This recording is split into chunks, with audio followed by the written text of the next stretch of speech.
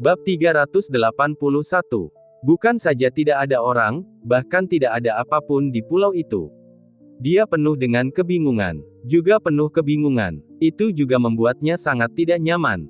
Bersumpah untuk membawa jiwa dewa untuk mengetahui identitas dan kekuatan Yi Feng dan yang lainnya sekaligus, namun menemukan bahwa tidak ada sehelai pun rambut di pulau itu.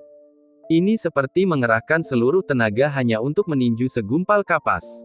Yang membuatnya makin tidak nyaman adalah karena jiwa surgawi tidak memiliki tubuh fisik atau kesadaran, tidak peduli seberapa kuatnya, ia takut pada angin dan hujan. Pada saat itu, hujan turun semakin deras, disertai hembusan angin yang membuat Su Xuanjun menggigil sekujur tubuh. Perasaan ini seperti telanjang bulat di danau yang membeku dalam cuaca musim dingin bersuhu minus 30 derajat, dingin yang menusuk tulang tidak dapat dijelaskan dengan kata-kata. Pada saat yang sama, perasaan tidak menyenangkan ini secara langsung ditularkan ke tubuh Su Xuanjun di alam abadi. Hal yang paling menyebalkan adalah tidak ada tempat berteduh dari hujan di pulau itu, jadi Su Xuanjun hanya bisa berdiri di sana sambil kedinginan. Tahanlah. Apa gunanya sedikit rasa sakit seperti ini? Lagi pula, tidak masalah kalau mereka tidak ada di sini untuk saat ini, lagi pula jiwa keilahianku dapat bertahan seharian penuh. Aku menolak untuk percaya bahwa aku tidak sabar menunggu mereka kembali saat itu. Setelah berkata demikian, dia menggertakkan giginya dan berjongkok di suatu tempat. Setelah berbicara, dia tidak dapat menahan diri untuk tidak menggigil lagi. Dongsheng Zhou, lapangan Tianwu. Alun-alun ini dibangun dengan dana yang dikumpulkan oleh sekte-sekte Dongsheng di masa lalu sebagai tempat berkumpul. Pada dasarnya berbagai acara besar di Dongsheng, pertukaran sekte, dan hal-hal semacam itu akan diadakan di sini. Saat ini di lapangan Tianwu, terbagi menjadi 7 atau 8 kubu dengan puluhan orang berdiri di sana. 7 atau 8 kubu ini mewakili 7 atau 8 kekuatan teratas Dongsheng Zhou. Sambil menunggu, mereka mulai berbicara di antara mereka sendiri. Mengapa sekte-sekte utama benua tengah tiba-tiba ingin datang ke Dongsheng kita? Ya, ini benar-benar membingungkan. Mereka bahkan mengirim pemberitahuan terlebih dahulu agar kami menyambut mereka, tetapi kami sama sekali tidak tahu apa masalahnya. Siapa tahu, tunggu saja dengan sabar. Kita akan tahu saat mereka sampai di sini. Benar, meskipun kita tidak mengenal mereka, karena mereka adalah sekte besar di benua tengah, kita tidak bisa lalai. Lagi pula, semua kekuatan di sana bukanlah kekuatan yang bisa diprovokasi oleh Dongsheng kita. Saat mereka sedang berbincang dan menunggu, aura besar tiba-tiba datang dari langit luar. Mereka di sini. Kerumunan yang menyambut memandang satu demi satu. Lalu mereka melihat 7 pria berjubah hijau berubah menjadi 7 sinar cahaya terbang ke sini, sebelum mendarat di hadapan orang banyak. Salam, para senior dari benua tengah. Ketika melihat ketujuh lelaki itu, para perwakilan dari Dongsheng yang menyambut mereka pun membungkukkan badan, dengan ketakutan di mata mereka. Harus dikatakan, para master yang datang dari benua tengah ini benar-benar kuat.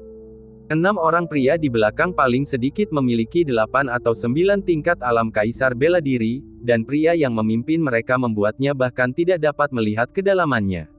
Pria berjubah hijau dari benua tengah yang memimpin mereka mengangguk tanpa ekspresi, lalu membiarkan pandangannya tertuju pada perwakilan Dongsheng yang menyambut.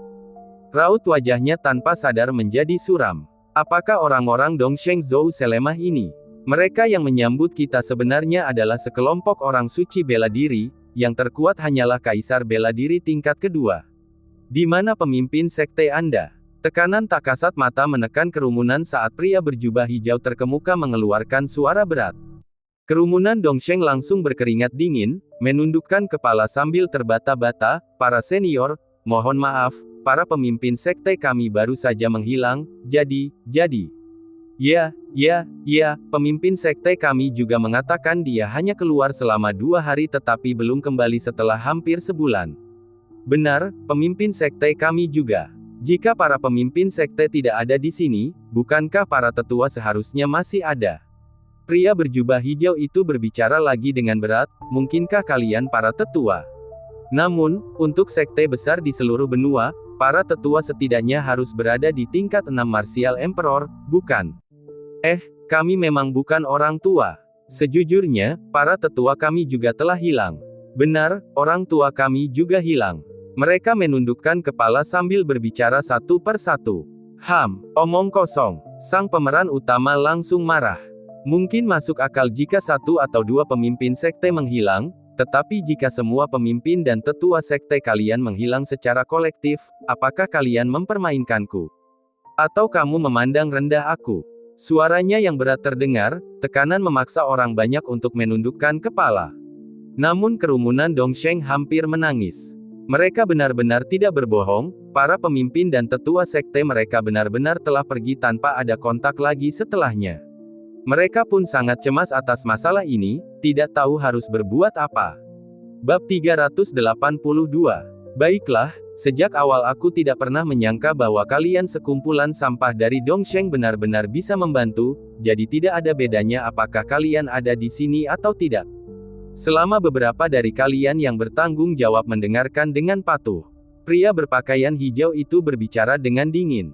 Mendengar ini, wajah orang-orang Dongsheng menjadi gelap karena kesal. Namun, karena tekanan dari pria berpakaian hijau itu, mereka tidak punya pilihan selain menundukkan kepala dan menjawab, "Senior, tolong beri perintah. Kami datang ke Dongsheng atas perintah Tuan Duan untuk menyelidiki masalah patung kuno. Kami mungkin akan tinggal di sana selama beberapa waktu, jadi Anda harus bekerja sama sepenuhnya dengan kami selama waktu ini. Hal pertama yang perlu kamu lakukan adalah mencari tempat untuk kita tinggal." Sembari bicara, dia menatap ke arah salah satu gadis cantik. "Kudengar lembah kecantikan tak tertandingi milikmu hanya menerima murid perempuan." "Ya, itu benar, senior." Si cantik menanggapi dengan ekspresi gelap dan menundukkan kepalanya. "Baiklah, lembah keindahan tak tertandingi milikmu akan menjadi tempat tinggal kaisar ini mulai sekarang. Bersiaplah untuk itu." Pria berpakaian hijau itu berkata dengan nada memerintah. Nada bicaranya yang tidak memberi ruang untuk keberatan, terdengar kasar di telinga si cantik. Dia juga tahu bahwa di hari-hari mendatang, banyak murid lembah kemungkinan akan menderita. Namun dia tidak punya pilihan selain setuju. Hal kedua adalah, pria berpakaian hijau itu melanjutkan. Hati semua orang menegang karena ketakutan, dan mereka segera mengalihkan pandangan ke arahnya. "Apa yang kamu takutkan?" Suara pria berpakaian hijau itu dingin. Tidak ada." Semua orang tergagap dan ragu-ragu, berusaha menyembunyikan kegelisahan mereka. Sekumpulan sampah. Rasa jijik tampak di wajah lelaki berpakaian hijau itu ketika dia berkata dengan nada serius, "Hal kedua, aku memerlukan peta darimu, terutama peta wilayah Nansha di wilayah kekuasaanmu di Dongsheng." Melihat itu hanya peta, semua orang menghela napas lega. Salah satu tetua dengan cepat mengeluarkan peta dan berbicara dengan suara pelan, "Senior, kebetulan saya punya satu di sini." Pria berpakaian hijau itu menerima peta itu dan mengerutkan kening saat memeriksanya. "Tuan, apa perintah Anda?" Keenam bawahannya melangkah maju tepat pada waktunya. Sebulan yang lalu, Dewa Duan menggunakan orientasi astrologi untuk meramalkan bahwa patung kuno terletak di kota Pingjiang di Nansha. Pria berpakaian hijau itu menunjuk ke sebuah sudut kecil di peta sementara suaranya terdengar santai. "Namun, kemarin sebelum kami berangkat, Tuan Duan sudah meramalkannya sekali lagi, tetapi sama sekali tidak menemukan patung kuno itu. Tampaknya ada kekuatan yang menyembunyikan keberadaannya. Namun, bagaimanapun juga, patung ini pasti pernah muncul di Pingjiang sebelumnya. Jadi, tempat itu harus kami selidiki. Karena itu, kalian berenam harus segera berangkat ke kota Pingjiang. Aku tidak peduli apakah kalian menyelidiki secara terbuka atau diam-diam, kalian harus mengungkap beberapa petunjuk mengenai patung kuno itu." "Ya." Keenamnya membungkuk dengan hikmat. "Aku akan menunggu pesanmu di lembah. Tapi ingat, patung kuno bukanlah masalah sepele, ini menyangkut kembalinya Lord Duan ke alam fana, jadi tidak ada ruang untuk kecerobohan. Jika kau menemukan sesuatu, jangan bertindak gegabah dan laporkan padaku terlebih dahulu." "Dipahami." Keenamnya membungkuk hormat lagi sebelum berubah menjadi 6 sinar cahaya yang melaju menuju kota Pingjiang. Adapun lelaki berbaju hijau itu, dia menyeringai dingin sebelum berangkat menuju lembah keindahan yang tak tertandingi bersama kecantikannya. Kota Pingjiang, restoran Baofeng. "Guru, mengapa Anda mengerutkan kening dan khawatir akhir-akhir ini?" Luo Lengsui bertanya dengan suara lembut sambil menatap Lu Qingshan di sampingnya. "Ah, aku baru saja memikirkan Tuan Yi." Lu Qingshan menghabiskan segelas anggur dan menggelengkan kepalanya, berkata, dalam beberapa bulan terakhir, aku semakin jarang bertemu Tuan. Aku khawatir dia sudah melupakanku. Jika kau ingin menemukan Tuan Yi, mengapa tidak pergi mencarinya saja? Saran Luo Lengsui. Ah, lagi pula kau masih muda. Lu Qingshan mendesah dan menggelengkan kepalanya. Orang seperti Tuan Yi tidak bisa diganggu tanpa alasan. Bukan saja itu akan mengganggunya, aku sendiri juga akan merasa tidak enak karenanya. Itu masuk akal. Tuan Yi adalah orang yang luar biasa. Bagaimana mungkin orang seperti kita bisa bergaul dengannya? Luo Lengsui juga mengerutkan kening dengan sedih, sedikit kesedihan tampak di matanya. Ah, murid, aku tahu apa yang ada dalam pikiranmu. Melihat ekspresi Luo Lengsui, Lu Qingshan mendesah. Seringkali aku melihatmu memegang buku-buku Tuan Yi, tenggelam dalam pikiran, seringkali merenung sendirian di puncak Qingshan.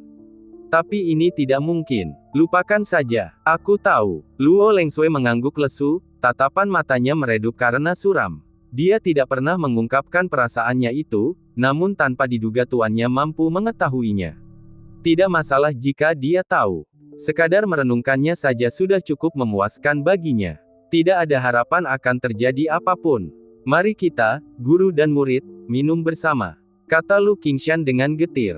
Di masa mendatang, jangan terlalu sering mencari Tuan Yi, kalau-kalau kita mengganggunya. Kita akan mengingat kebaikan Tuan Yi, dan memberikan bantuan penuh jika dia membutuhkan sesuatu dari kita di masa mendatang. Luo Lengsui mengangguk ringan dan mengangkat cangkir anggurnya. Namun tepat sebelum mereka menundukkan kepala untuk minum, sebuah suara terdengar dari luar. Bos, Anda kedatangan tamu. Sepertinya ini bisnis besar. Mendengar ini, guru dan murid langsung tersadar. Mereka segera berdiri dan melihat ke arah pintu. Benar saja, sesosok yang dikenalnya melangkah masuk. Beliau masih mengenakan jubah putih bersih, tampak tanpa noda seperti sebelumnya, dengan senyum ramah yang senantiasa terpancar dari wajahnya yang membuat orang-orang langsung tertarik padanya. Hanya dengan satu tatapan, hal itu menyentuh hati mereka. Ini Tuan Yi ada di sini. Keduanya hendak bergegas maju untuk menyambutnya. Namun mereka melihat lebih dari 30 orang yang riuh mengikuti di belakang Yi Feng, dan Lu Qingshan menghentikan langkahnya. Dia mengamati kelompok ini dengan saksama, sangat tercengang dengan apa yang dilihatnya. Tuan, mengapa Anda tidak pergi menemui Tuan Yi? Luo Lengsui bertanya dengan cemas. Ah, aku tidak menginginkan apapun lagi, selain melihat orang-orang di belakang Tuan Yi. Lu Qingshan menggelengkan kepalanya sementara dia tetap terpaku di tempatnya. Bagaimana dengan mereka? Luo Lengsui terdengar bingung. Mereka tidak sesederhana yang kau kira. Aku menduga mereka lebih dari 30 Martial Emperor. Lu Qingshan menyatakan. Apa? Luo Lengsui tersentak, hampir berteriak karena terkejut. Dengan Tuan Yi, tidak ada yang perlu dikhawatirkan lagi. Lu Qingshan menghela napas.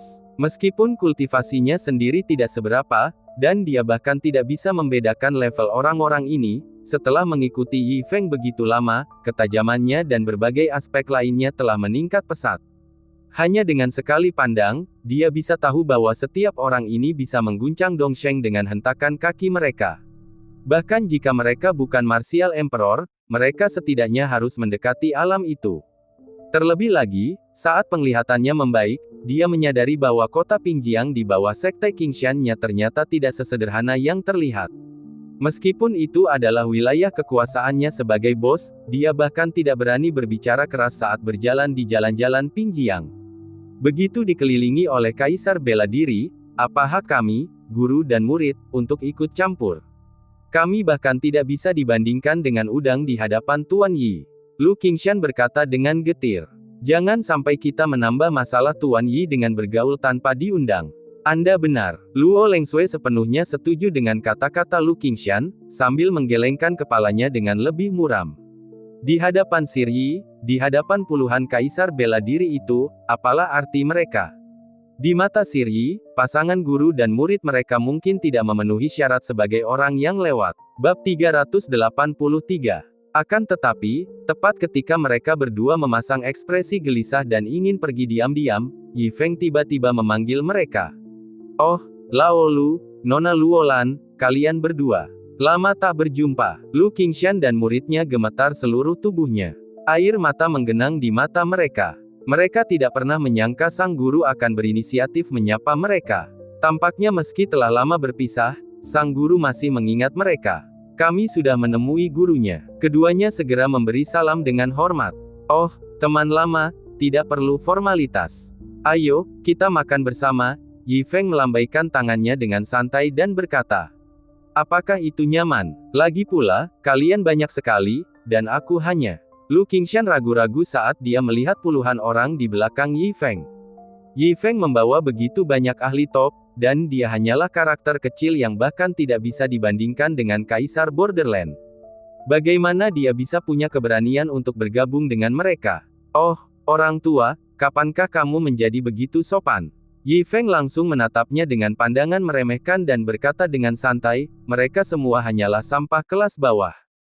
Apa bedanya kau dan aku? Kita semua sama, semua teman. Ayo, kita makan. Perkataan Yi Feng tidak salah. Beberapa di antaranya adalah pekerja yang membantunya memasang batu bata, dan Lu Qingshan adalah seseorang yang bahkan tidak dapat mengumpulkan 9 koin emas untuk perkebunan keponakannya. Mereka semua adalah orang miskin, dan tidak ada perbedaan siapa yang lebih mulia dari siapa. Tentu saja, dia juga tidak memandang rendah siapapun. Setelah berbicara, Yi Feng melambaikan tangannya dan pergi untuk membahas masalah dengan manajer restoran Baofeng. Saat Lu Qingshan dan muridnya mendengarkan kata-kata Yi Feng, mereka tersenyum pahit. Itu benar. Di hadapan tuannya, entah dia seorang kaisar perbatasan atau raja roh bela diri, apa bedanya? Mereka semua hanyalah sampah masyarakat kelas bawah. Jadi, apakah kekuatan mereka benar-benar penting? Tidak terlalu. Lagi pula, mereka bukanlah tandingan sang tuan, dan dia bisa dengan mudah menamparkan mereka semua sampai mati. Dengan mengingat hal ini, Lu Qingshan mendapatkan kembali keterbukaan pikirannya sebelumnya dan mengikuti Yi Feng. Yi Feng menemukan manajer restoran Baofeng. Karena hubungan Yi Feng sebelumnya dengan serikat dagang Baofeng, dia pernah makan di sana beberapa kali. Jadi, manajernya sangat perhatian. Meskipun restoran itu ramai hari ini, dia berhasil menyiapkan beberapa meja besar untuk Yi Feng dan kelompoknya. Tentu saja, itu juga berkat fakta bahwa banyak orang yang makan di aula adalah kenalan lama Yi Feng. Mereka semua memberi jalan kepadanya dan menyapa Yi Feng satu demi satu. Orang-orang ini luar biasa. Orang macam apa yang ada di kota ini? Sepertinya tidak ada satupun orang biasa yang duduk di aula ini. Saya tidak pernah tahu ada kota seperti itu di Dongsheng. Wow, lihatlah lelaki tua di meja sebelah. Bukankah dia pembunuh bayaran dari Dongsheng sebelumnya? Aku tidak tahu kapan dia menghilang, tapi sekarang dia muncul di sini. Dan lelaki berwajah penuh bekas luka yang minum di sana, bukankah dia tampak seperti iblis yang menyebabkan pembantaian di benua tengah 3 tahun lalu? Melihat orang-orang di aula, sekelompok kaisar bela diri yang dibawa ke sini oleh Han Tianque dan yang lainnya tidak dapat menahan diri untuk tidak berbisik dengan heran. Masing-masing dari mereka merasakan hawa dingin di tulang belakang mereka, dipenuhi dengan ketidakpercayaan. Mari, semuanya, duduklah. Semua orang telah bekerja keras selama periode ini. Makanlah apapun yang kamu mau. Yi Feng berkata dengan murah hati. Terima kasih, Tuan. Kerumunan orang tersadar dari kebingungan mereka dan dengan gugup mengambil tempat duduk mereka. Meskipun mereka bekerja bersama di pulau itu setiap hari, mereka jarang memiliki kesempatan untuk berkumpul seperti ini. Karena itu, pemandangan ini menjadi kebanggaan bagi banyak orang, meski hari ini mereka tidak mendapat kesempatan, hanya bisa duduk di sini saja sudah cukup. Jangan bicara tentang Yi Feng untuk saat ini. Di antara mereka yang duduk di sini, pangkat terendah adalah Kaisar Bela Diri. Selain itu, mungkin ada beberapa ahli yang tidak terduga dan mungkin sudah menjadi abadi. Jika kita juga menyertakan orang lain yang duduk di aula, situasi ini hanyalah. Sekalipun orang-orang ini memiliki status tinggi pada hari-hari biasa, mereka belum pernah mengalami kejadian seperti itu. Sebelum kita makan, aku akan memainkan lagu pada kecapi untuk meramaikan suasana. Yi Feng sengaja mengeluarkan gitar kayu tuanya dan memetik senarnya sambil tersenyum. Mendengar hal ini, banyak orang di ruangan itu menjadi bersemangat. Han Tianque dan Guan Yunpeng bahkan memberikan isyarat halus kepada mereka yang melakukan pekerjaan kasar, dengan pelan mengingatkan mereka, duduklah dengan benar, kesempatan telah datang. Mendengar ini, orang banyak tidak dapat menahan kegembiraannya dan memperlihatkan tatapan penuh harapan. Yi Feng tersenyum. Sejujurnya, dia sangat menikmati perasaan berkumpul ini. Di kehidupan terdahulunya, ia kerap makan malam bersama teman-temannya, sambil membawa gitar, minum-minum, menaikkan suasana hati dengan lagu-lagu, dan terlibat dalam perbincangan yang menarik. Meskipun dia telah bertransmigrasi ke sini, dia masih perlu mencintai kehidupan. Dong, memetik senar, alunan melodi ceria memenuhi udara, diiringi tepuk tangan dari penonton, dan atmosfer ruangan mencapai puncaknya. Pada saat yang sama, mereka juga merasakan kekuatan Dao Agung dalam musik Yi Feng. Bahkan mereka yang tidak tahu apa-apa tentang Qin memperoleh manfaat luar biasa pada saat itu. Di sudut tangga di lantai 2, seorang wanita berpakaian gaun putih, dengan kerudung menutupi wajahnya, berdiri di sana. Dia diam-diam memperhatikan Yi Feng yang dikelilingi orang banyak, dan senyum tipis muncul di bibir merahnya di balik kerudung. Benua sungai abadi menjadi semakin menarik. Tampaknya beberapa orang tua yang dulunya pendiam kini muncul kembali. Aku tidak tahu siapa pemuda di depanku ini. Dia mengangkat kepalanya dan melirik ke cakrawala jauh melalui jendela sambil mendesah. Tiba-tiba, dia merasakan dengan jelas bahwa seseorang tengah memperhatikannya. Dia segera mengalihkan pandangannya ke arah orang itu. Dia melihat sosok berjubah hitam berdiri di belakang Yi Feng, mengangkat telapak tangannya dan meniupkan ciuman ke arahnya. Jadi, aku sudah ketahuan. Menarik. Dia bergumam tak terduga, melirik Lu Benwei, lalu Yi Feng, dan menghilang tanpa jejak. Mungkin, kecuali Lu Benwei, tidak seorang pun yang tahu dia ada di sini. Saat melodi Qin berakhir, restoran dipenuhi dengan sorak-sorai antusias yang tak terhitung jumlahnya, dan suasana mencapainya sekali lagi. Ayo, kita minum anggur. Yi Feng tertawa terbahak-bahak. Tak lama kemudian, bertong-tong anggur pun dibawa ke meja, dan semua orang mulai minum dan mengobrol, menikmati kegembiraan. Di luar restoran, 6 orang berpakaian hijau turun dari langit. Seluruh kota Pinjiang telah digeledah, tetapi tidak ada berita tentang patung kuno itu. Apa yang harus kita lakukan? Salah satu dari mereka berkata dengan suara berat. 5 orang lainnya mengerutkan kening. Jika mereka gagal menyelesaikan tugas yang diberikan, mereka tidak akan dapat memberikan laporan yang memuaskan. Pada saat itu, salah satu dari mereka melihat sebuah bar di dekatnya dan menyarankan, mungkin kita bisa mengumpulkan beberapa informasi di bar itu. Mari kita coba keberuntungan kita. Sisanya saling bertukar pandang dan mengangguk tanda setuju. Keenam orang itu berjalan memasuki bar, wajah mereka tanpa ekspresi. Maaf, Tuan, tapi kami tidak punya kursi kosong di sini. Silakan coba tempat lain. Pelayan itu bergegas mendekat setelah melihat pendatang baru itu, sambil tersenyum memberikan penjelasan. Akan tetapi, keenam orang itu tidak menghiraukan pelayan itu dan dengan santai memilih meja dan menghampirinya. Kamu tersesat. Salah satu pria berpakaian hijau mengucapkan perintah yang jelas. Bab 384. Suasana di tempat kejadian perkara cukup riuh, sehingga kemunculan keenam orang berjubah hijau tersebut tidak terlalu menarik perhatian. Hanya orang-orang di meja yang dibentak itu yang menoleh melihat keenam orang berjubah hijau itu. Apa yang kau lihat? Kau tidak mendengarku menyuruhmu pergi. Orang-orang berjubah hijau mencibir dengan nada menghina, dan suara teriakan mereka menyebar. Tanpa diduga, mereka harus mengulang kata-kata itu kepada sekelompok semut untuk kedua kalinya, yang sungguh membuat mereka tidak mengerti. Mendengar ini, orang-orang di meja itu pun ikut terhibur. Mereka tidak menyangka bahwa dalam situasi seperti sekarang, masih ada orang buta yang datang untuk membuat masalah. Apakah mereka mencoba memasuki 18 tingkat neraka dengan membuat marah Dewa Yama? Tentu saja, Tuan ada di sini, jadi sebaiknya jangan membuat masalah kalau memungkinkan.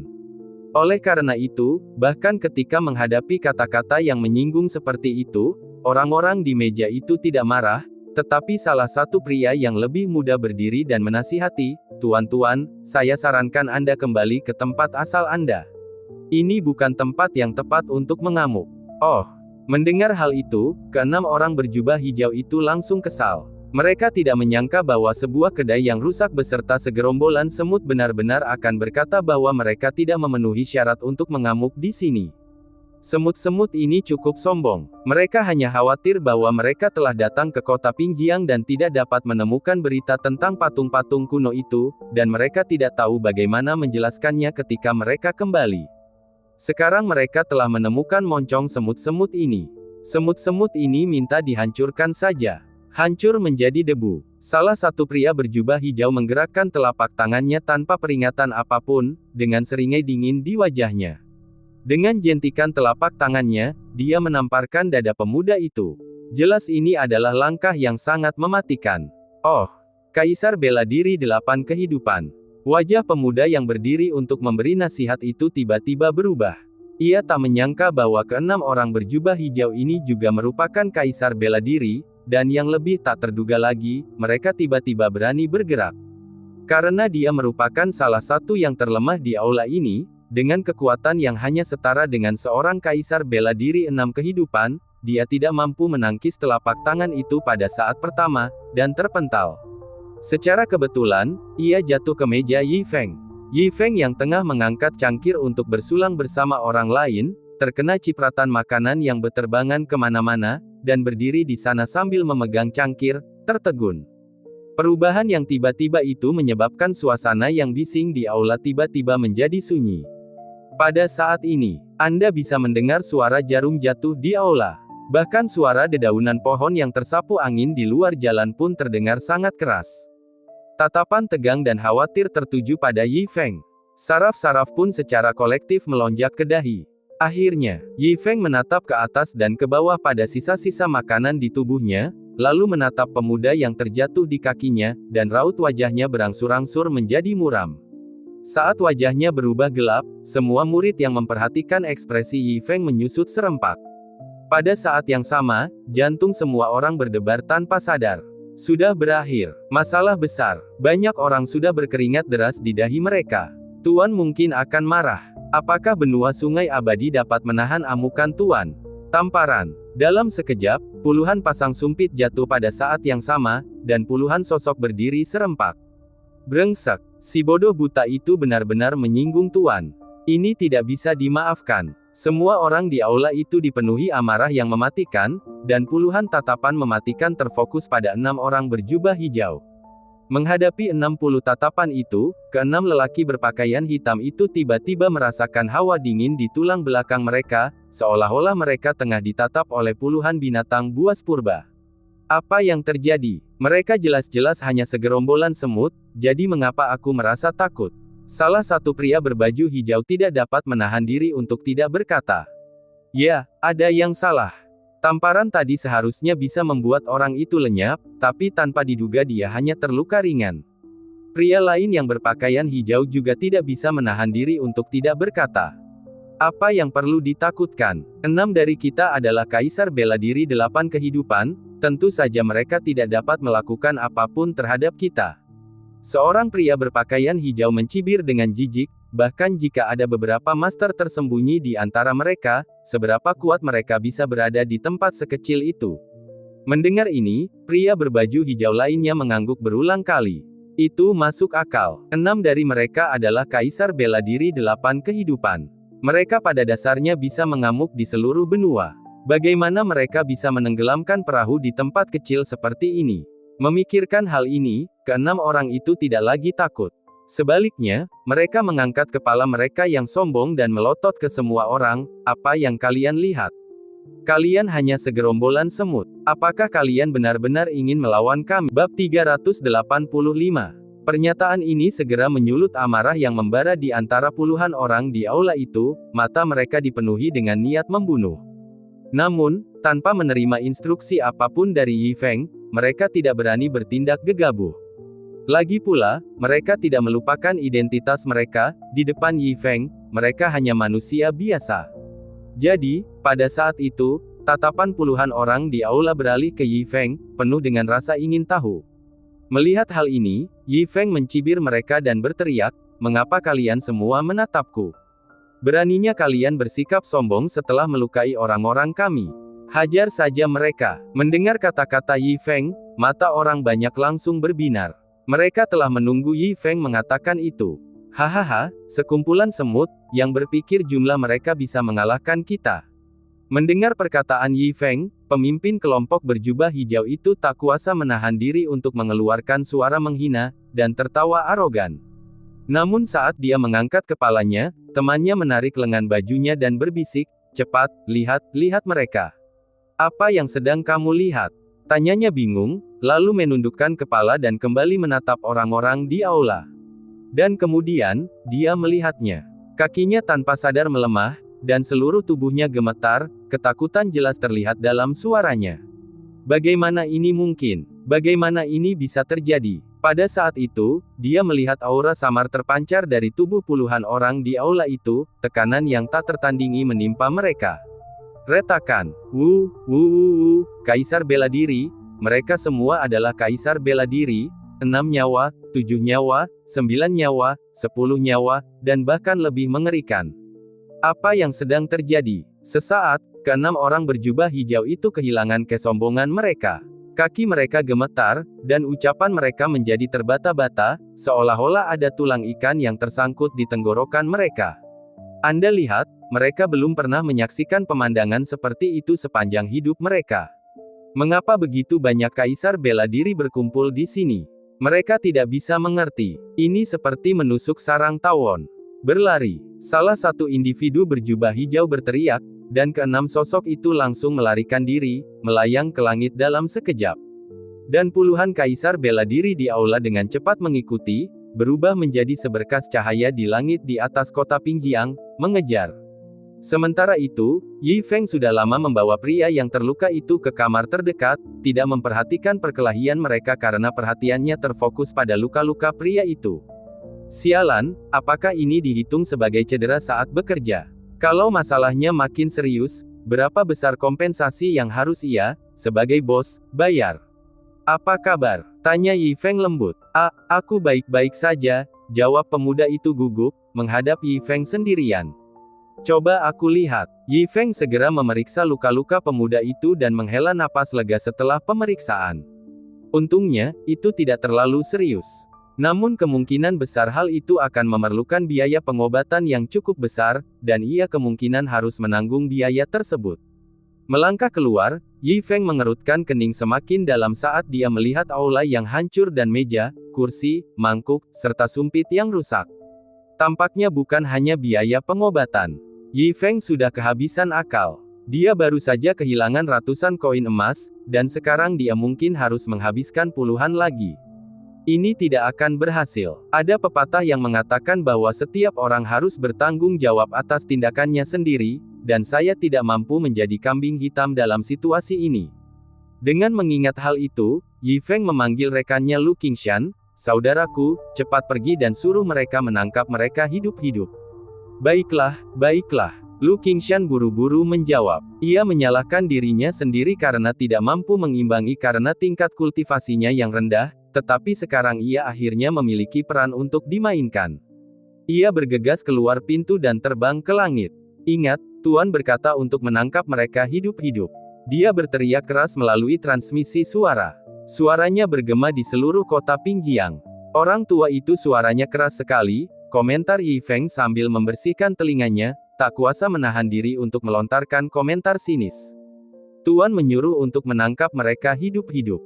Bagus. Tangkap mereka hidup-hidup." Dan seketika itu juga yang lainnya menerima pesan itu dan mengangguk, mengejar keenam orang itu. Untuk sesaat, seluruh kota Pingjiang meletus dengan suara yang memekakkan telinga, dan tekanan dahsyat memenuhi langit. Tetapi yang membingungkan adalah meskipun ada keributan di langit di atas kota Pingjiang, orang-orang di bawah tampaknya tidak khawatir sedikit pun. Para penjual sayur tetap melanjutkan penjualan sayurnya. Para pemain catur melanjutkan permainan mereka. Para wanita di Yihongyar terus memanggil dan menarik perhatian pelanggan. Cepat keluarkan perahu pemberian Tuan Duan." 6 orang berpakaian hijau itu melihat puluhan kaisar bela diri mengejar mereka dan merasa kulit kepala mereka mati rasa. Mereka panik dan berteriak. "Baiklah." Pemimpin orang-orang berpakaian hijau melambaikan tangannya, dan dengan kilatan cahaya, sebuah perahu terbang langsung dipanggil. Mereka berenam menaiki perahu, yang tiba-tiba melaju beberapa kali lebih cepat dari sebelumnya. Dalam sekejap, mereka meninggalkan para kaisar bela diri. "Haha, Tuan Duan benar-benar hebat." Perahu yang diberikannya kepada kita ini sangat bagus, bahkan sebanding dengan dewa bumi dari alam abadi. Ya, dengan kecepatan ini, aku khawatir tidak ada seorang pun di benua sungai abadi yang bisa mengejar kita. Selama kita mengikuti Lord Duan, seluruh benua sungai abadi pada akhirnya akan berada di bawah kendali kita. Hahaha, begitu mereka menaiki kapal terbang, keenam orang itu menjadi percaya diri dan sombong, sambil tertawa keras. Kalian harus datang dan mengejar kami. Aku ingin melihat bagaimana kalian bisa mengejar kami.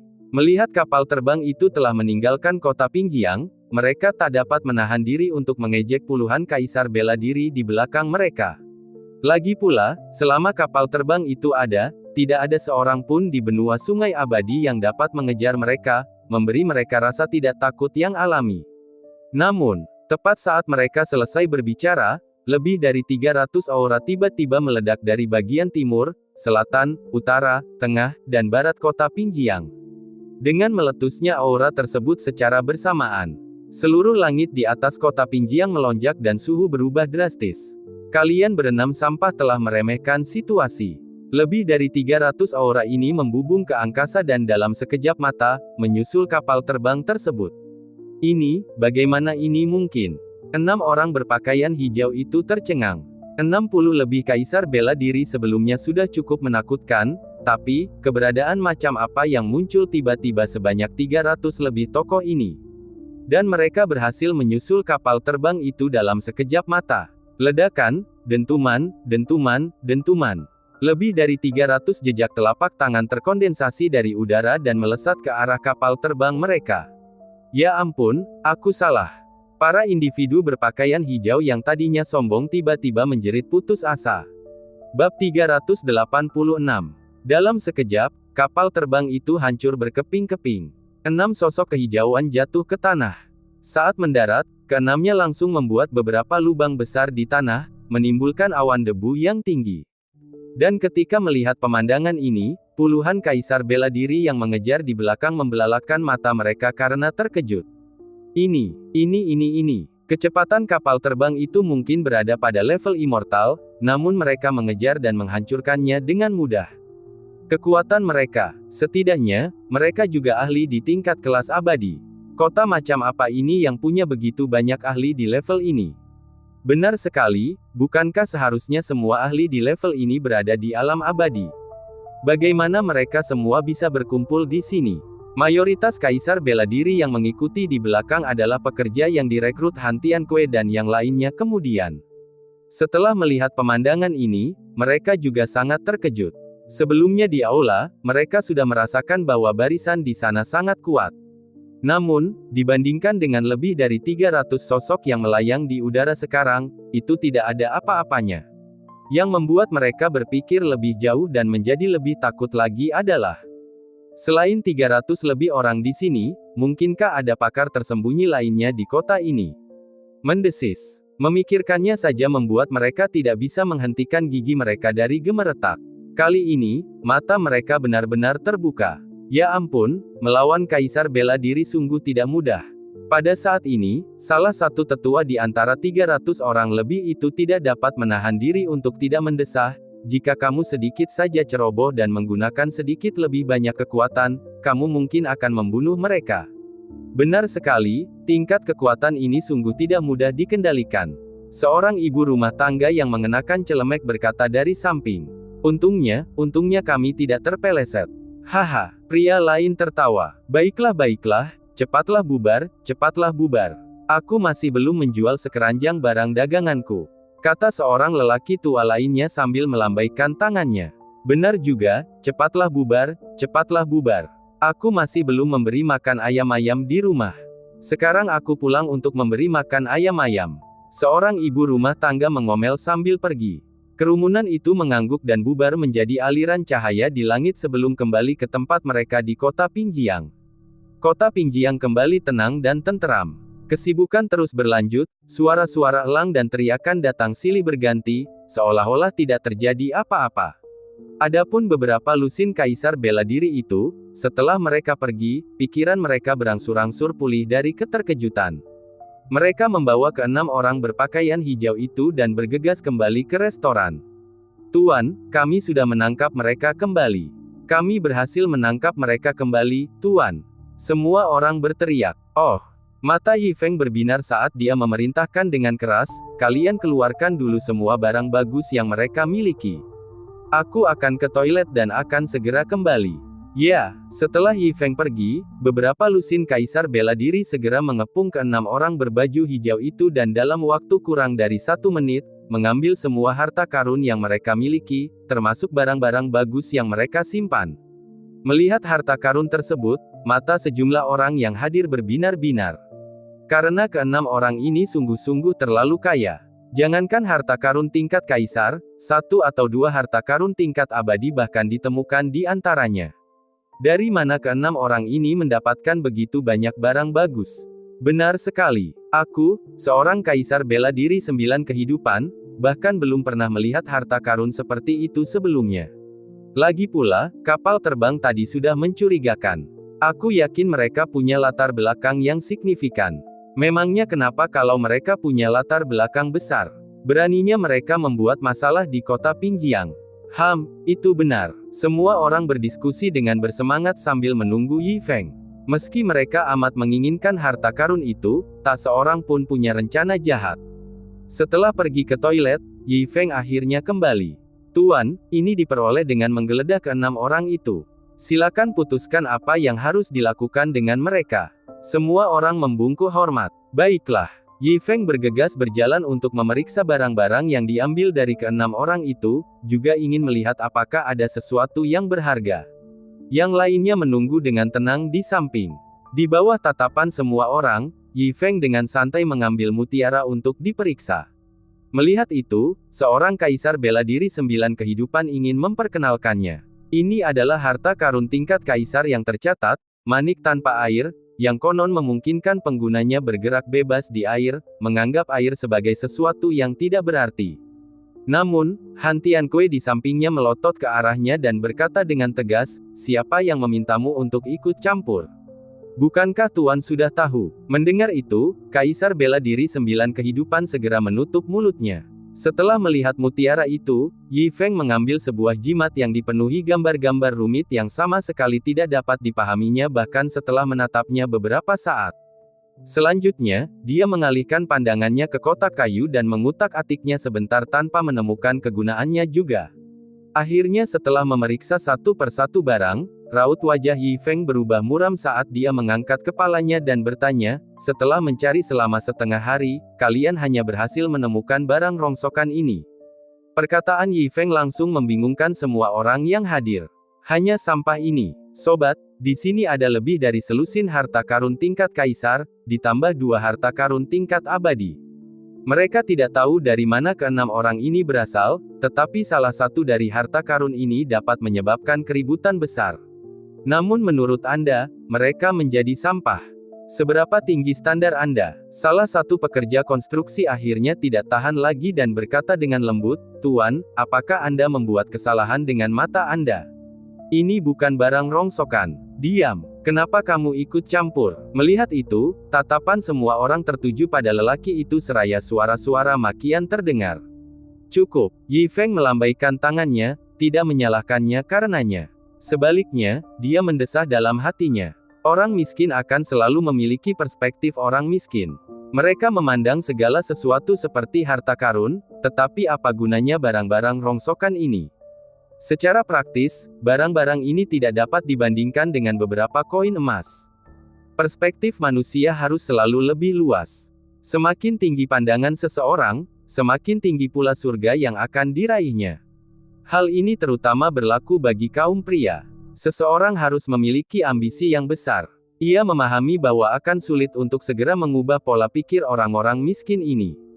Namun, hal-hal yang seharusnya dikatakan tetap harus dikatakan, untuk memperingatkan mereka agar tidak mengarahkan pandangan mereka pada hal-hal yang tidak berguna, dan untuk memberi tahu mereka bahwa barang-barang ini benar-benar sampah yang tidak berguna. Seolah ingin membuktikan bahwa barang-barang tersebut adalah sampah yang tidak berharga, Yi Feng langsung menghentakkan kakinya ke barang-barang tersebut beberapa kali. Bab 387. Retakan. Suara yang menyenangkan terdengar saat sesuatu di bawah kaki Yi Feng hancur berkeping-keping. Adegan ini membuat semua orang tercengang. Apakah begini cara orang-orang berkuasa berperilaku? Begitu gegabah. Lihat, bahkan benda acak seperti ini bisa memicu banyak ahli untuk memperebutkannya, belum lagi fakta bahwa ada 2 artefak abadi di dalamnya. Untuk menghancurkannya dengan begitu bersih, tanpa perlu berpikir panjang. Para penonton akhirnya mengerti bahwa ketika Yi Feng menyebutnya tumpukan sampah, dia tidak mengatakannya begitu saja. Dia benar-benar menganggapnya sampah. Mata mereka terbuka. Dunia orang-orang yang berkuasa, ternyata, seperti ini. Namun, pada saat ini, Yi Feng merasa sangat tidak nyaman. Keenam orang ini bertindak sangat arogan, dan dia pikir mungkin ada sesuatu yang penting tentang mereka. Namun dia tidak menyangka mereka adalah sekelompok orang miskin. Bangkrut tapi masih bertingkah angkuh dan sombong, sungguh konyol. Akan tetapi, Yi Feng tidak akan membiarkan mereka lolos tanpa mendapatkan sesuatu sebagai balasannya. Jadi, Yi Feng melambaikan tangannya dan berkata, ikat mereka dan kunci mereka di halaman belakang. Ayo kita lanjutkan makannya, dan setelah selesai, kita akan membereskan mereka. Ya, orang-orang mengikat ke-6 orang itu dan melemparkan mereka ke halaman belakang. Setelah mengurus mereka, staf restoran Bao Feng menata ulang meja-meja. Sementara itu, pelayan restoran itu menghampiri Yi Feng dan berbisik, Tuan Yi, Tuan tua tahu Anda ada di sini dan memberi saya instruksi khusus. Biaya makan hari ini akan ditanggung oleh kamar dagang Bao Feng. Selain itu, karena Anda dan rekan-rekan Anda terluka di restoran Bao Feng kami, biaya pengobatan juga harus kami tanggung. Jadi, silakan nikmati makanan dan minuman Anda. Oh, mendengar ini, mata Yi Feng berbinar, dan dia berkata dengan malu, apakah presiden kamar dagangmu selalu bersikap sopan seperti ini? Bagaimana aku bisa menerimanya? Tuan Yi memiliki hubungan dekat dengan kamar dagang kami. Makan saja tidak apa-apa, jawab pelayan itu. Baiklah, kalau begitu aku tidak akan bersikap sopan. Yi Feng tersenyum dalam hati, berpikir bahwa kamar dagang Bao Feng benar-benar penuh perhatian. Dia tidak hanya tidak perlu mengganti barang-barang yang dia rusak sebelumnya, tetapi dia mungkin juga akan menghemat banyak uang untuk makan hari ini. Pada saat itu, aula itu kembali menjadi suasana semarak. Mereka menikmati makanan enak dan daging. Sialan, sialan. Tempat macam apa ini? Bagaimana bisa ada begitu banyak individu yang kuat? Keenam pria yang terluka parah, kini diikat, akhirnya dapat bernapas. Namun baru saja mereka rileks, mereka menyadari ada sesuatu yang menatap mereka. Mereka menoleh dan melihat 3 makhluk besar, juga terikat oleh rantai besi. Monster, tanya seseorang. Mungkin tidak. Benua Sungai Abadi belum pernah melihat monster seperti itu. Orang lain melirik ketiga makhluk itu dan menggelengkan kepalanya. Kalau begitu, itu pasti binatang buas. Orang lain berkata, tetapi orang-orang ini sangat hina. Mereka dapat membunuh dan menyiksa kita tanpa ragu-ragu. Namun mereka berani menempatkan kita bersama makhluk-makhluk hina seperti itu. Itu penghinaan yang sangat besar. Namun baru saja dia selesai bicara, ketiga pasang mata itu melotot ke arah mereka. Beranikah ketiga binatang ini melotot ke arah kita? Keenam pria itu menjadi marah. Mereka sudah cukup menderita penghinaan dan siksaan hari ini, tetapi mereka tidak menyangka bahwa bahkan 3 binatang buas akan berani melotot ke arah mereka. Tidak dapat diterima. Binatang buas harus tahu tempatnya dan tetap berada di samping. Suara berat bergema saat keenam individu itu menegakkan tubuh, melepaskan aura langka mereka dan menyerbu ke arah 3 binatang iblis. Namun, baru saja mereka bicara, ketiga setan itu serentak membuka mulut mereka yang besar dan menganga. Mengaum, wow, mendesis. Suara-suara mengerikan bergema. Meskipun tertahan oleh rantai besi dan telah kehilangan kultivasi mereka, keenam orang yang terluka itu masih tidak mampu menahan aura abadi Golden Immortal yang telah mereka miliki selama bertahun-tahun. Aura mengerikan itu langsung menyelimuti keenam orang itu, membuat mereka terengah-engah dan gemetar tanpa sadar di tanah. Makhluk abadi. Mereka adalah binatang abadi, bukan makhluk biasa. Ya, dan mereka tampaknya adalah jenis yang disebutkan oleh Lord Duan, yaitu yang berada pada level Dewa Emas. Sungguh kuat. Cepat, lari, cepat. Saat suara-suara panik keluar dari keenam individu itu, tubuh mereka yang terikat menggeliat seperti ulat, bergerak perlahan menuju sudut halaman. Namun, ketiga iblis itu tampaknya enggan membiarkan mereka lolos. Sambil berjuang melawan rantai besi, mereka menerjang ke-6 orang itu. Napas mereka yang sangat besar menghantam wajah mereka, membuat mereka ketakutan dan bingung. Cepat, masuk lebih dalam lagi. Masuk lebih dalam lagi. Dia akan menggigitku. 6 orang itu meringkuk di sudut, gemetar. Untungnya, rantai besi menjaga jarak dari ketiga iblis itu, sehingga mereka tidak dapat menjangkaunya. Hal ini membuat ke-6 orang itu dapat bernapas lega. Namun, meskipun mereka telah lolos dari cengkeraman kematian, mereka masih bingung. Hari macam apa ini? Mereka telah bertemu dengan lebih dari 60 kaisar bela diri ketika mereka memasuki restoran ini, dan di luar mereka bertemu dengan lebih dari 300 orang abadi. Dan sekarang, mereka terjebak di sini. Mereka berharap bisa mengatur napas dan menyusun strategi. Namun, mereka tidak pernah menyangka bahwa 3 binatang abadi, dan bukan hanya binatang biasa, dipelihara di sini. Mendesis. Udara dingin keluar dari mulut mereka saat ke-6 orang itu menampakkan ekspresi ngeri. Siapa sebenarnya pemuda yang bertanggung jawab itu? Dia tidak hanya memiliki begitu banyak bawahan yang kuat, tetapi dia juga memiliki 3 binatang iblis tingkat dewa emas sebagai kartu trufnya. Tepat pada saat itu, sebuah suara datang dari luar halaman. Yi Feng dan manajer restoran itu berjalan mendekat. Manajer, saya mendapatkan 3 hewan buruan liar di sini dan berencana untuk memasaknya sendiri. Apakah ada masalah dengan itu? Bisik Yi Feng. Tidak masalah, tentu saja tidak, jawab manajer itu sambil tersenyum. Mendengar percakapan Yi Feng dan manajer itu, ke-6 orang berjubah hijau itu membelalakkan mata mereka karena tidak percaya. Apa? Ketiga binatang abadi ini bukan kartu truf mereka, melainkan sedang dipersiapkan untuk santapan. Apakah mereka mendengarnya dengan benar? Saat mereka merasa tidak percaya, mereka melihat sosok berjubah hitam di sebelah Yi Feng berjalan menuju ketiga iblis itu.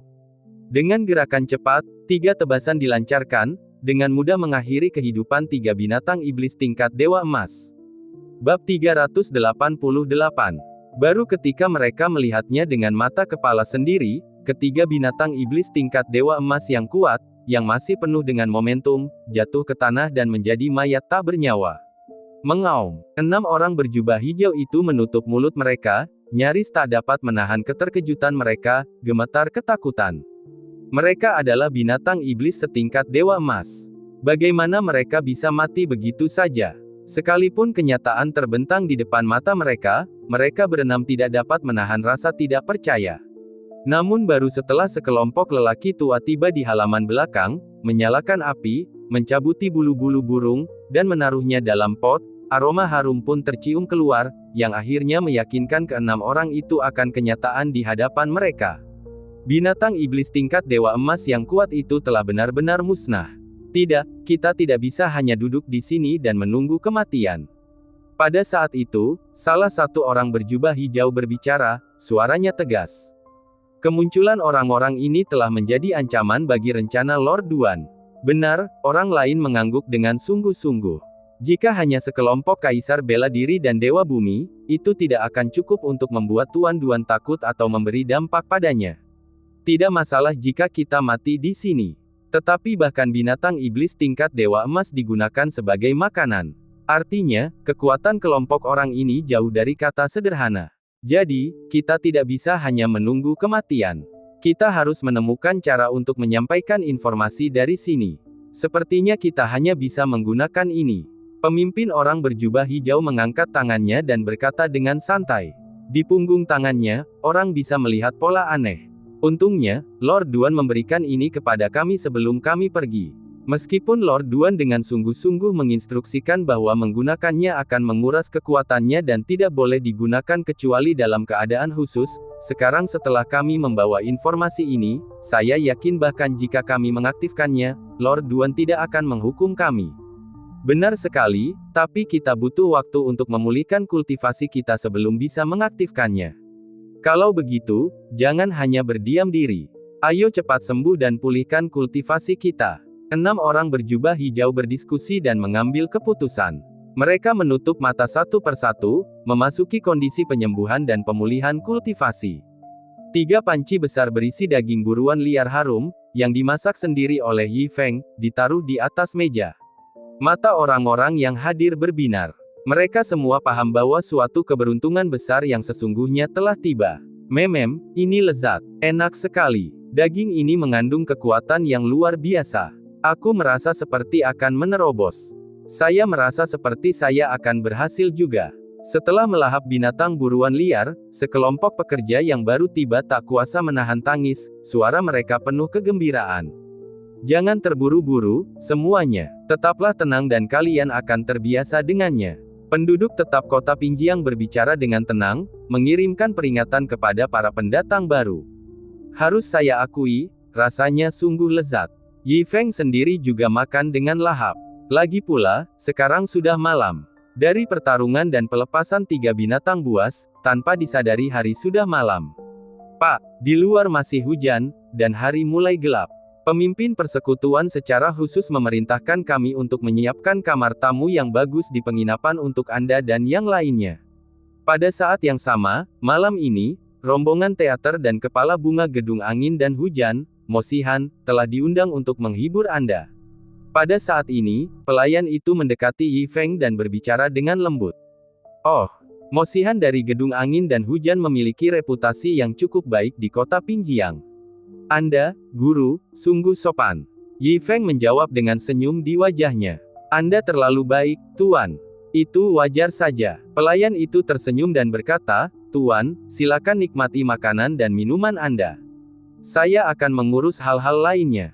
Beritahu saya jika Anda membutuhkan sesuatu. Baiklah. Yi Feng mengangguk dengan sopan. Setelah pelayan itu pergi, ia mengumumkan dengan suara keras kepada semua orang, dengarkan baik-baik, kami telah mengundang rombongan dan pelacur terkemuka dari Gedung Angin dan Hujan untuk hiburan malam ini. Makan dan minumlah dengan santai, dan kita akan melanjutkan pestanya nanti. Besar. Terima kasih, Tuan. Suara kegembiraan memenuhi restoran. Selama beberapa saat, gelak tawa bergema di seluruh bar, dan para kaisar bela diri abadi ini menjelma menjadi orang biasa, saling bertukar pukulan dan minum, menciptakan suasana yang hidup. Sore harinya, di tengah keributan kecil dan semilir angin yang harum, semua orang mengalihkan perhatian mereka ke arah pintu masuk. Di bawah pengawalan 2 gadis muda yang menawan, seorang wanita berpakaian merah masuk sambil memegang payung. Kulitnya putih bersih seperti salju, matanya bening seperti air. Dalam setiap gerakannya, dia memancarkan aura anggun dan lembut. Namun, sikap genitnya menunjukkan daya tarik yang memikat. Dia melirik sekelilingnya dan tatapan matanya yang tajam tertuju pada Yi Feng. Dia membungkuk dengan anggun. Salam, Tuan. Saya kira Anda pasti Nona Mo Xihan, pelacur utama di Gedung Angin dan Hujan. Memang, reputasinya sudah mendahuluinya. Bahkan Yi Feng tidak dapat menahan diri untuk tidak membetulkan kerah bajunya saat melihatnya. Dia mengangguk dengan hangat. Ah, peri bunga Dongsheng, Mo Xihan. Ya, bagaimana dia bisa sampai di sini? Namun, saat melihat Mo Xihan, banyak orang di kerumunan itu terkejut. Mereka terlahir di negara-negara besar Dongsheng, jadi nama itu tidak asing bagi mereka. Konon katanya, ia lahir di lembah kecantikan yang tak tertandingi dan memiliki kekuatan yang luar biasa. Ia tidak hanya seorang diri membawa lembah itu ke puncak Dongsheng, tetapi ia sendiri juga disenangi oleh surga, mempertahankan penampilan awet mudanya dan kecantikannya yang mempesona. Bukankah dia sudah pergi sejak lama? Ya, dan kekuatannya setara dengan Martial Emperor 1000 tahun yang lalu. Bagaimana dia bisa menjadi pelacur di sini? Ah, sungguh tidak dapat dipercaya. Kerumunan orang berdiskusi dengan penuh semangat. Namun, mengingat mereka telah melihat banyak tokoh legendaris muncul di kota ini sebelumnya, kehadiran Mo Xihan tampaknya tidak begitu mengejutkan. Namun, seorang wanita yang memasak di pulau itu gemetar dan tidak bisa menenangkan diri. Ketika dia melihat Mo Xihan, dia hampir berlutut. Dia adalah pemimpin lembah kecantikan yang tak tertandingi saat ini, tetapi dalam hal senioritas, Mo Xihan yang berdiri di hadapannya adalah leluhurnya. Mo Xihan menatapnya dengan mata indahnya, yang membantu wanita itu mendapatkan kembali ketenangannya dan menekan kegembiraannya. Bersulang untuk pria terhormat. Mo Xihan menghampiri Yi Feng dan mengisi 2 cangkir dengan anggur menggunakan tangannya yang halus bagaikan batu giok. Dia mengangkat cangkirnya ke bibirnya dengan anggun, yang disembunyikan oleh lengan bajunya, dan menyesapnya dengan ringan dan elegan. Baiklah.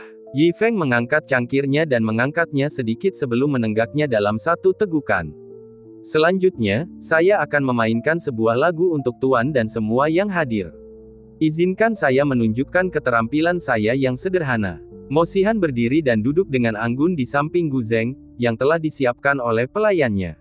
Sosoknya yang elok memikat mata, dan saat tatapan matanya yang indah berkedip, tangan gioknya yang ramping dengan lembut mendarat di senar. Yi Feng mengangguk dan tersenyum, menunggu dengan sabar.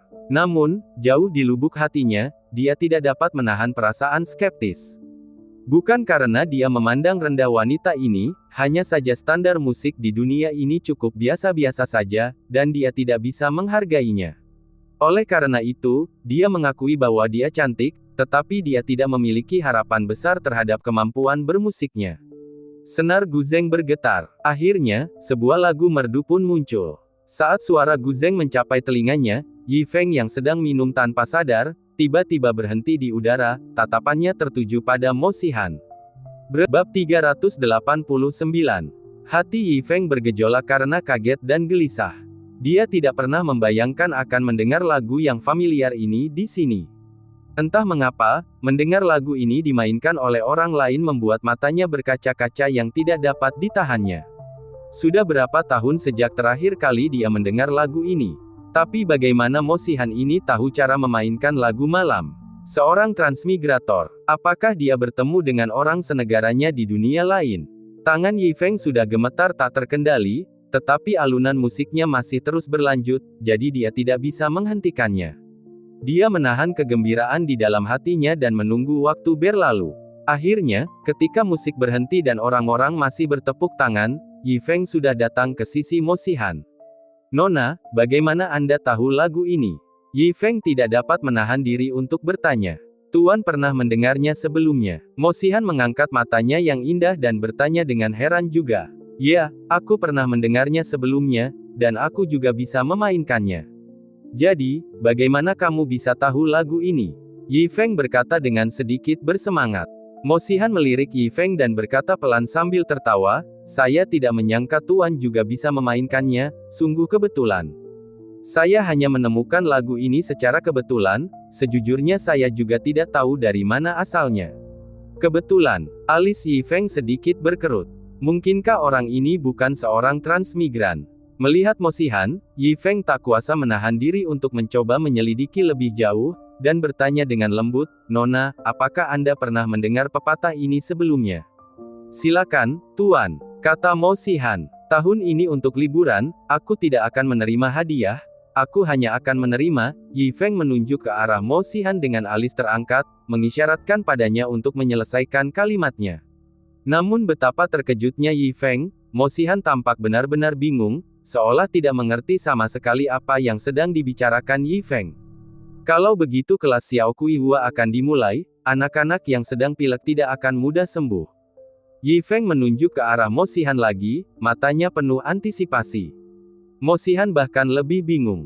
"Bagaimana dengan ini, pernahkah kau mendengar ini sebelumnya? Cakrawala luas adalah cintaku, bukit-bukit hijau lembut tempat bunga-bunga bermekaran.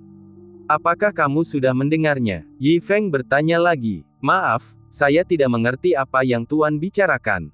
Mo Xihan menundukkan kepalanya dengan nada meminta maaf. "Baiklah, baiklah." Yi Feng menundukkan kepalanya sedikit dengan lesu, tersenyum meminta maaf pada Mo Xihan, lalu duduk kembali, mengangkat gelasnya dan berkata pada semua orang, "Ayo, kita minum bersama."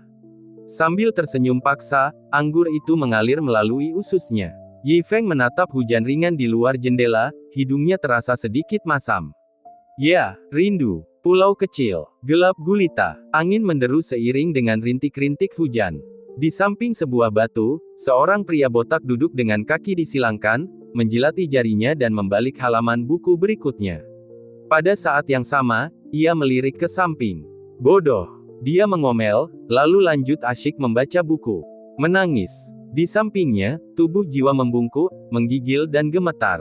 "Itu Su Xuanjun. Sialan, kemana semua orang pergi?" Wajah Su Xuanjun hitam. Di pulau terkutuk ini, tidak ada seorang pun, hanya selusin bawahannya yang menyedihkan.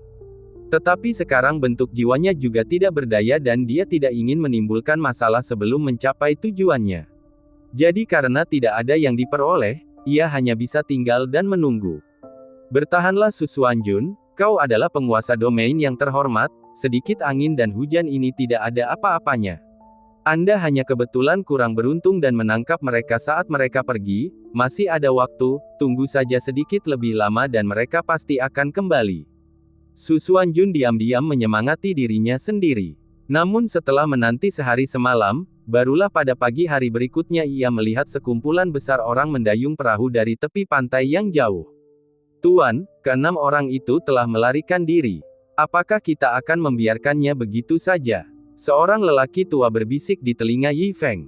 Hanya sekelompok pecundang, biarkan mereka lari jika mereka mau. Yi Feng melambaikan tangannya, sama sekali tidak peduli, pikirannya masih tertuju pada Mo Xihan.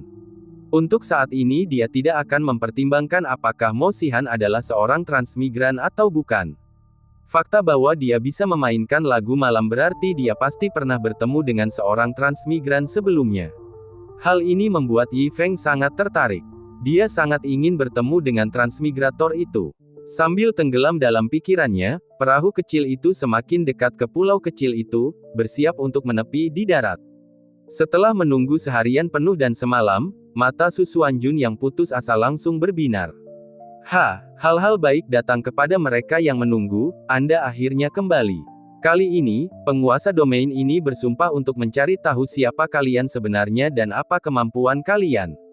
Dia menepuk pahanya dan bangkit, mendesak jiwanya untuk mendekati Yi Feng dan yang lainnya. Namun baru 2 langkah berjalan, jiwanya lenyap begitu saja. Pada saat yang sama, di alam abadi, Su Xuanjun yang terbangun mulai meraung dengan marah. Dalam kemarahannya yang memuncak, dia melambaikan telapak tangannya yang besar dan kuat dan menghancurkan ruang pengasingan tempat dia berada. Tetapi meski begitu, seluruh tubuhnya masih bergetar karena amarah. Pertama kali itu adalah kegagalan total, tetapi itu bisa dimengerti. Namun kali ini, dia telah menahan penderitaan dan menunggu seharian penuh dan semalam suntuk, dan akhirnya berhasil menunggu kepulangan mereka, hanya saja durasi jiwanya telah habis. Belum lagi 2 terpidana mati dan tenaga mental yang terkuras, 2 bentuk jiwa itu saja sudah menghabiskan 2 tetes darah esensinya. Dia gemetar karena marah. Sialan, aku tak percaya.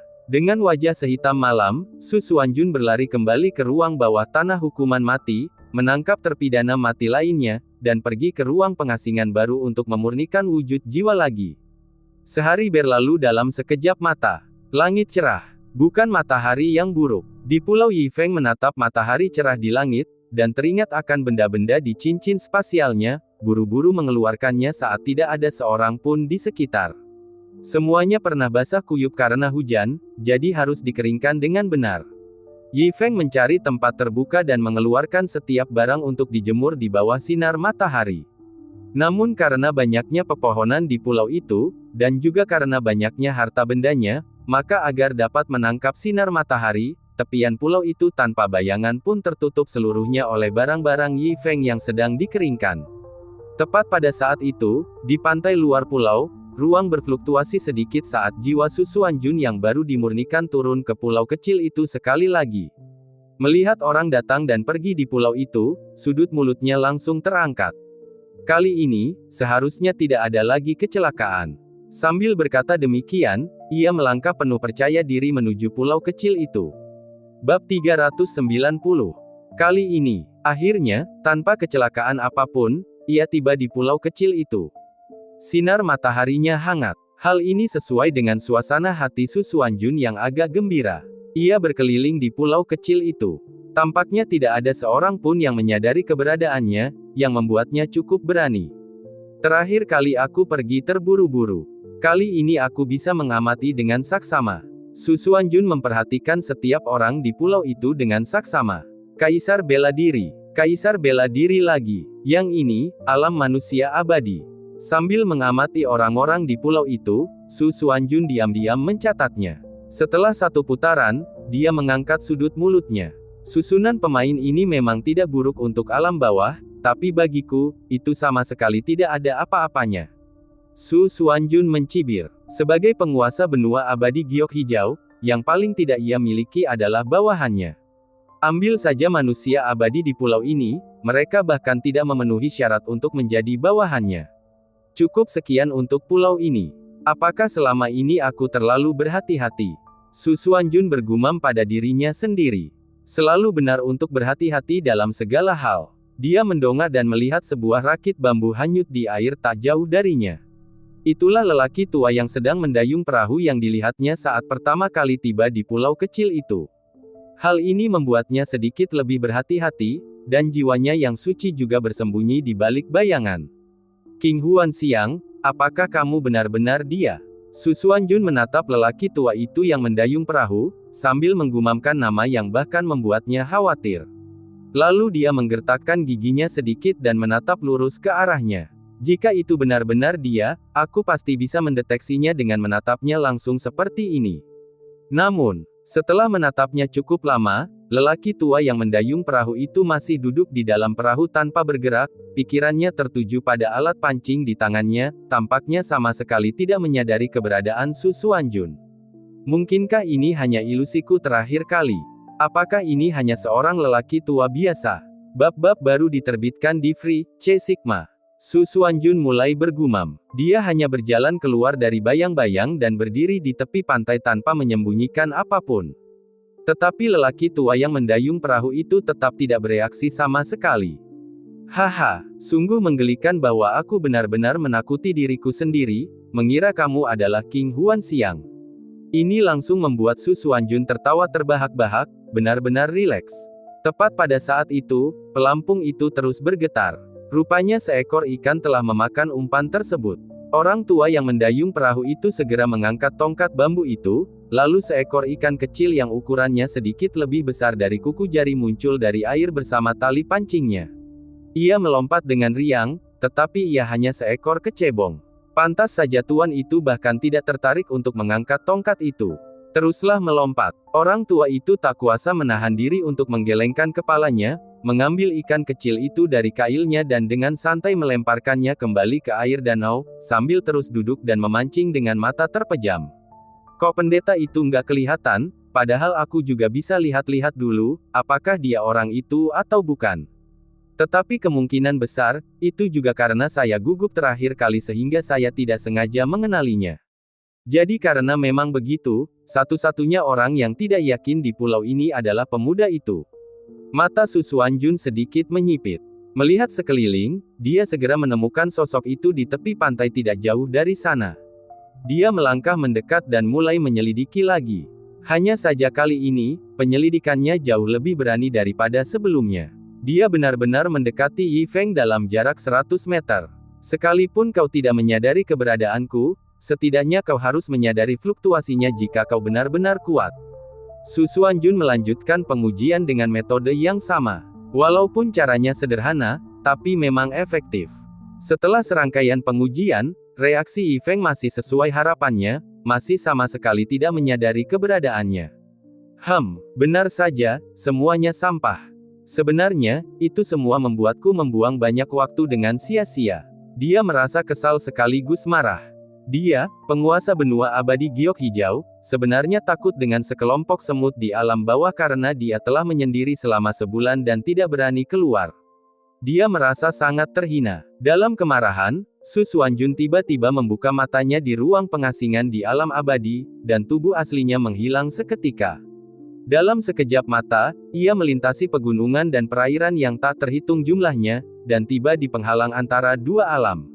Dengan satu langkah, dia memasuki benua sungai abadi.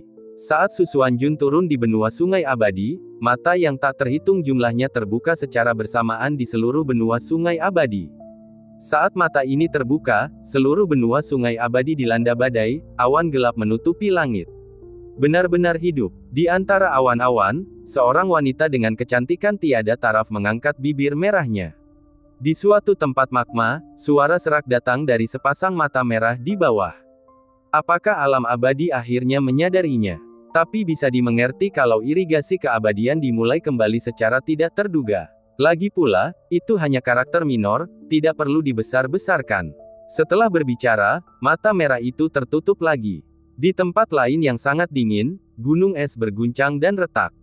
Apakah dimulainya kembali irigasi keabadian dilakukan secara sengaja oleh alam abadi, atau ada pelaku lain? Tetapi apapun alasannya, selain dari beberapa orang itu, banyak orang tua lainnya mungkin akan terbangun perlahan-lahan juga. Saya benar-benar penasaran siapa yang akan tertawa terakhir. Suara itu menghilang dan perlahan-lahan menjadi sunyi. Gunung-gunung es yang retak itu benar-benar menyatu kembali. Di lautan gelap yang tak berbatas, pusaran air besar muncul. Banyak reinkarnator akan bangkit. Mereka adalah mangsa yang manis. Hehehe. Pergi, temukan mereka, bawa mereka ke sini.